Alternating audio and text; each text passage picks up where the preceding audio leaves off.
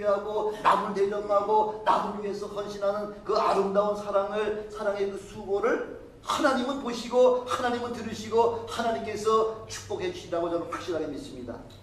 그런 남을 내게 좋은 것을 함께 여러 사람들과 나누시는 여러분 되시길 주님의 이름으로 축원합니다.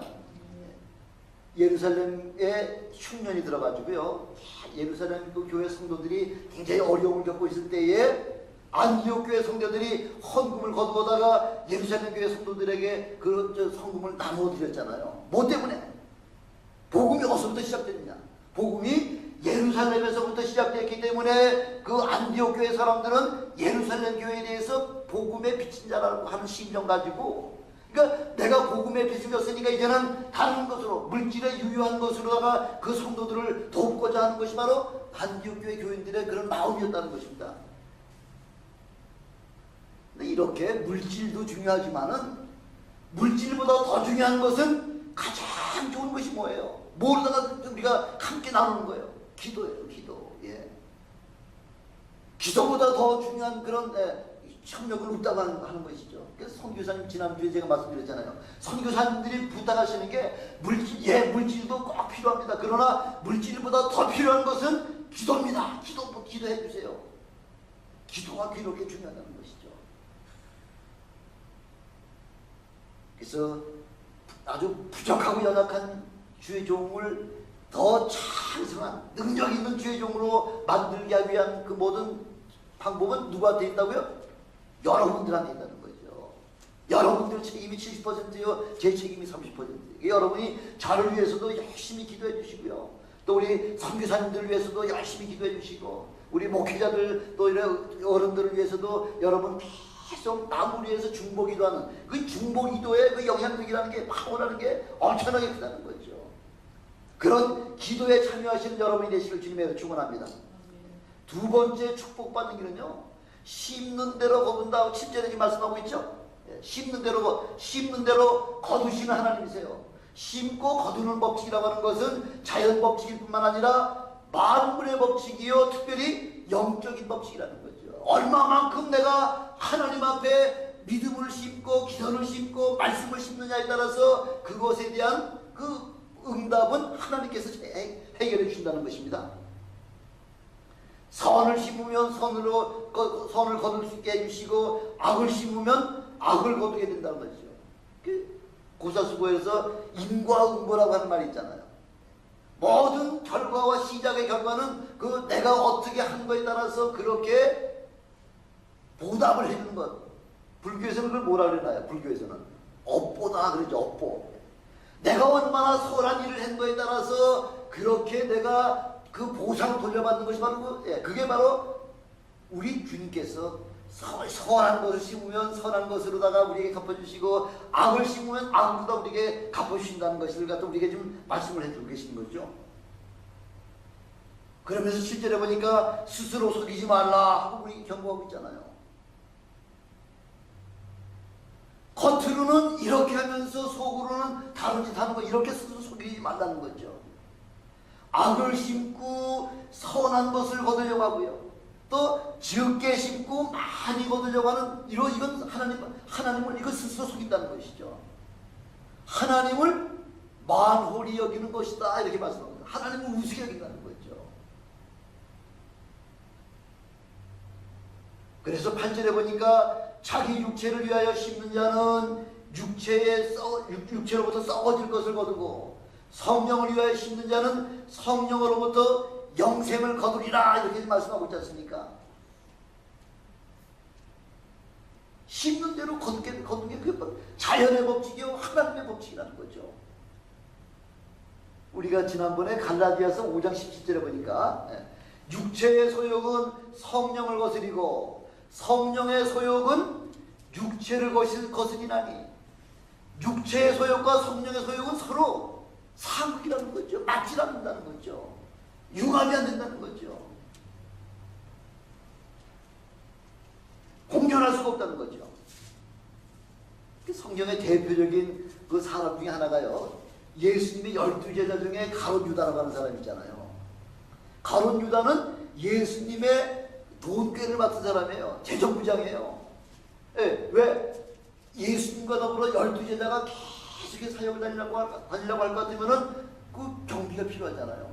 그래서 헌금을 받으면 그 헌금 가지고서 그것을 관리하는 자가 바로 가룟 유다인데요. 가룟 유다는 예수님의 돈깨를 맡으시면서도 늘 마음속에는 욕심과 탐욕으로 다 가득했었다는 거죠. 얼마나 하나님 앞에 헌신했느냐, 하나님 앞에 불신했느냐, 그런 것이 문제가 아니라 이것이 유익한 거냐 무익한 거냐 이런 관점으로다가 모든 사물을 봤다는 거죠. 그러니까 마리아 같은 여자는요, 박대라 마리아 같은 여자는 하나님께로부터, 주님께로부터 엄청난 은혜를 받았잖아요. 이 은혜는 어떻게 말로다가 내가 가지고 있는 모든 것 가지고서 갚아도 부족하다는 거죠. 그래서 자기가 그렇게 아주 생명같이 아끼던 향유 한 옥합을 아주 병채 딱 깨가지고서 예수님께 다 부어드리잖아요. 마리아인들 왜 그 향과 그 자기 생명같이 아끼던 그 자기 전신 재산과 같은 그 아끼는 그 향료를 왜 그거를 가지고서 있기를 싫어하겠습니까? 그러나 내가 받은 은혜를 조금이라도 10,000분의 1, 100,000,000분의 1이라도 갚기 위해서는 그 병을 아우리채에다 깨어가지고서 예수님께 다 부어드렸다는 거죠.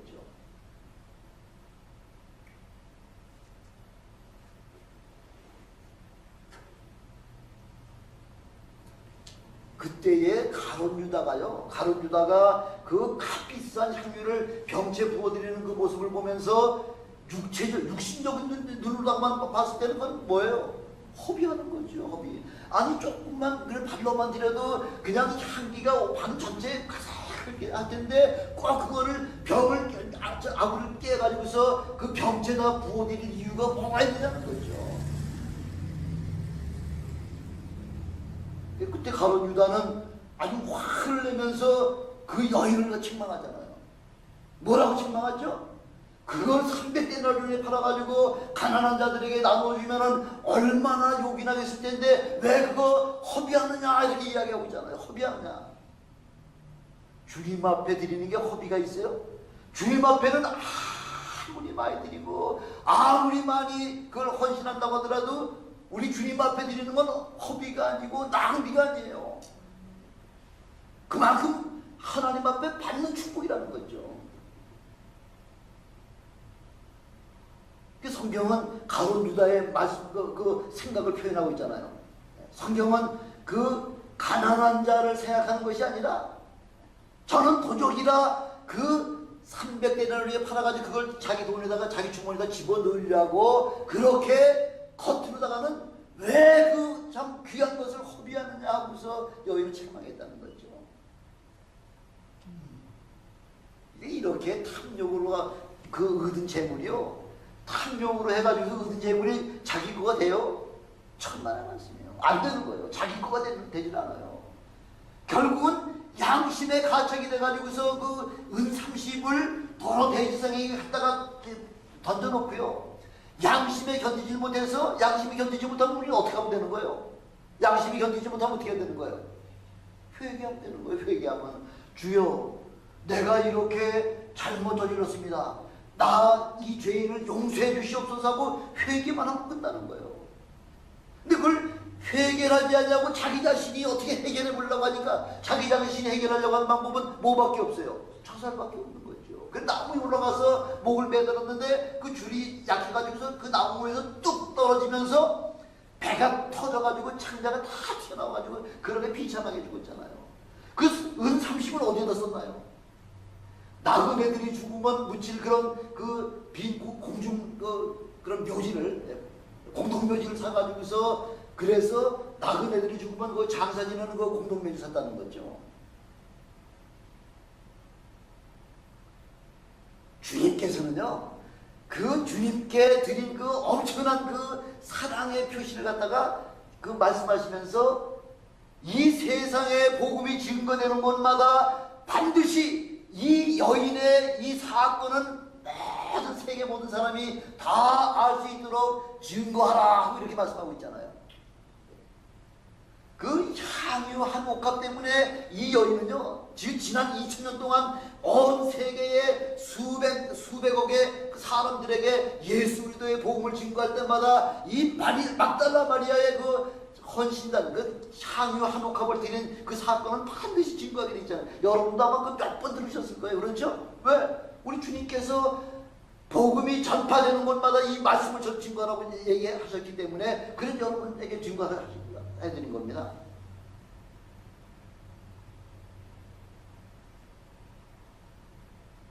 하나님이 기뻐하시는 것만 심으시기를 주님의 이름으로 축원합니다. 하나님이 기뻐하시는 것만 심으시면요, 그러면 여러분들은 축복의 반열에 들어서는 겁니다. 우리 주위에도 보면요, 저 사람 뭐 별거 아무것도 제대로 똑똑하지도 않고 제대로 한 것도 없는데 보는데 아주 축복을 받는 사람들 있잖아요. 하는 것마다 잘 돼, 손대는 것마다 잘 돼, 자손이 잘 돼. 이런 사람, 저 사람 뭘 했길래, 무슨 일을 했길래 저렇게 가족이 축복을 받나? 그 배경을, 가족의 그 배경을 조사해 보면요, 틀림없이 그 부모나 그 조상들 가운데에 그렇게 기도를 하나님 앞에 심어놨던 그 기도의 결과로다가 그 후손들이 축복을 받는 거죠. 그런 축복받은 나라가 어느 나라가 있어요? 미국이잖아요.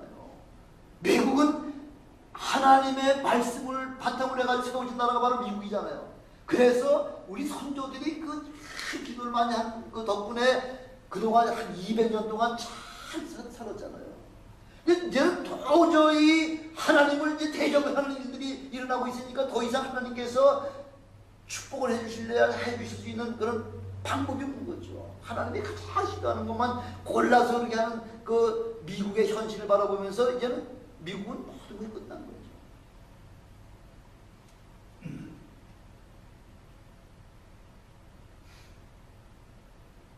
그래서 여러분들 기도로가 계속해서 심어 놓으시면은 여러분들이 축복을 받을 뿐만 아니라 여러분들이 축복을 받지 못하신다고 할지라도 여러분들의 후손들을 통해서 하나님은 그 여러분들의 기도를 결단코 잊어버리시지 아니하시고 반드시 응답하시는 그런 하나님을 체험하시는 여러분들 주님의 축원합니다.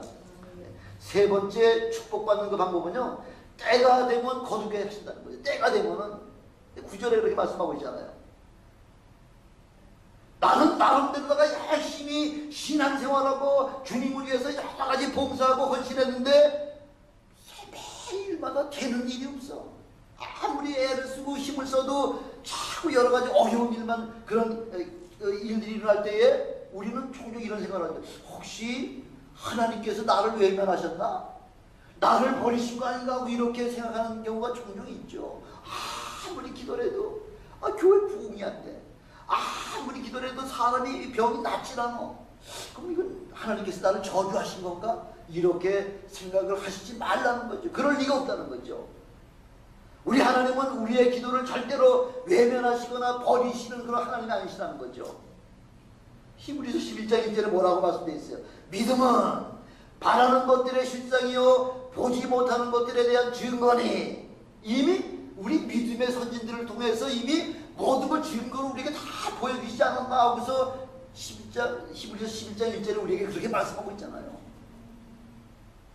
기도했다고 금방 그 응답받아요? 그럴 수 없다는 거죠. 우리 믿음의 조상 아브라함이나 야곱이나 그 이삭이나 야곱이나 요셉 같은 사람들도요, 기도하고서 얼마쯤 기다렸을 것 같아요? 얼마쯤? 하나님께서 약속하신 그 축복과 내가 간구한 기도가 응답되려고 하니까 아브라함은 25년 만에 아들 낳았잖아요. 이삭 같은 사람이나 뭐 야곱 같은 사람은 20년 동안 온갖 고생 다 해가지고 펴 해가지고서 재산 조금 받아가지고서 올라가는데 벌써 또 형이 또 400명을 데리고서 나 주위로 또 온다고 하는 소식을 듣고서요,